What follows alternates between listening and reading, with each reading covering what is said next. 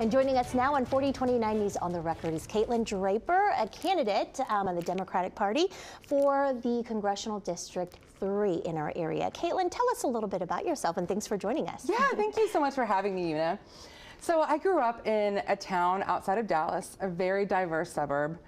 And I grew up with a lot of chronically ill people in my family. So my older sister, Shelly, has spina bifida. She's never walked. My dad developed this thing called idiopathic cardiomyopathy and had a heart transplant when I was 8. So I've always been very in tune with the needs of other people and played saxophone all throughout high school. Ended up getting a scholarship to come to the University of Arkansas and played saxophone in the Razorback Marching Band. Awesome. Yes, I really enjoyed that. I studied social work, which, again, super in line with what has happened in my life. And, you know, my dad ended up passing away when I was 15. So I was raised by a single mother.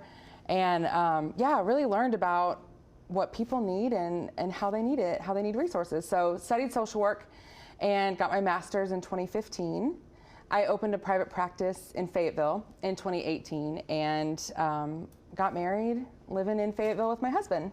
So what brings you to today? You're a candidate for Congress. Yes.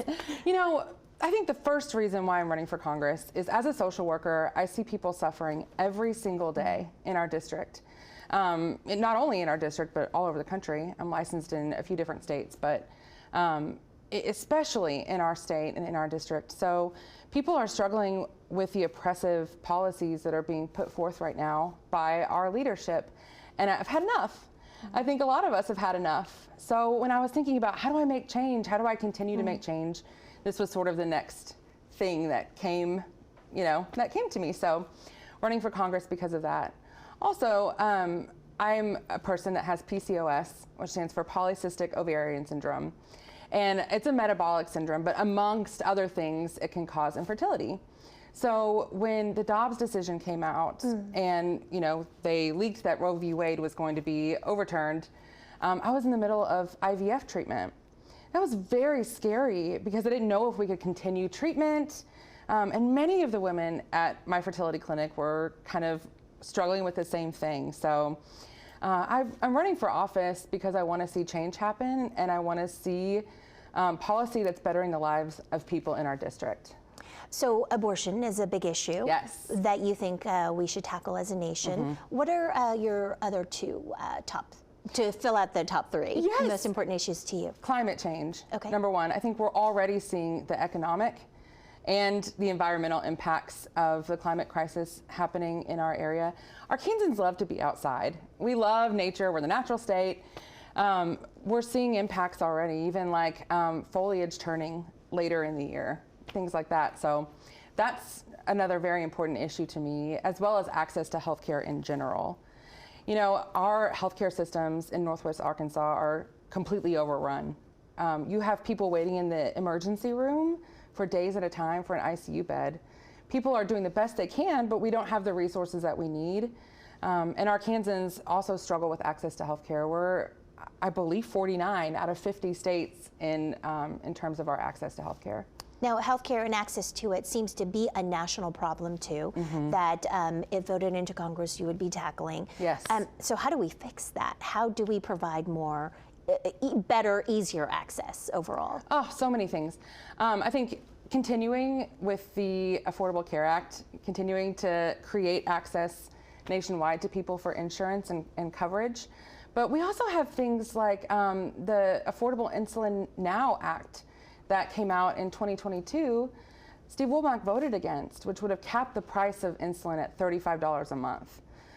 We have over 300,000 Arkansans that have diabetes. Over 800,000 Arkansans have prediabetes. So this is a really serious issue, and things like that relieve the cost of healthcare overall to hardworking Americans and all kinds of Americans, any American. So. Spending, being able to afford things seem to be a big problem right now, but also the war in Ukraine and the war in Israel and Gaza.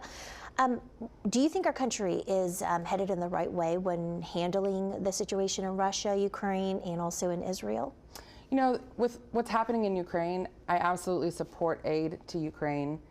I think it's an issue that's bigger than Russia and Ukraine, it's about democracy. And that's something that's being threatened. Even here, we're seeing that happen right now. So definitely support aid to Ukraine. With what's happening in Israel and Palestine, my heart is shattered. I think it's a travesty. It's tragic. And I think that we have to unite as a country to find a two-party solution where both Israel and Palestine can live in peace and freedom as two separate nations. So I think what we really need to focus on is encouraging Israel to limit civilian casualties. Right now, as of today, the death toll is over 21,000 innocent civilians have died in Palestine.